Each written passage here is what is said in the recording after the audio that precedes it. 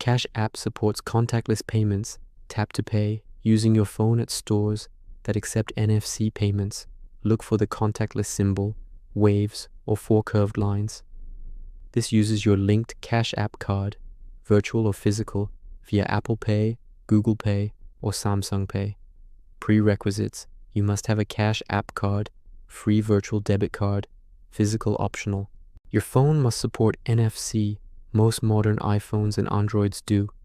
Step-by-step setup and use. Get your Cash App card if you don't have one. Open Cash App.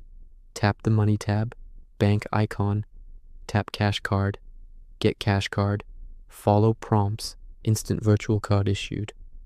Add Cash App card to your phone's wallet iPhone, Apple Pay. Open Cash App, Money tab, Cash Card, add to Apple Wallet, follow on-screen instructions, authenticate with Face ID, Touch ID, Android, Google Pay. Open Cash App, Money tab, Cash Card, add to Google Pay, confirm, Samsung phones, Samsung Pay. Similar process via Cash App prompt. Tap to pay in-store. At checkout, tell the cashier you're paying with your card.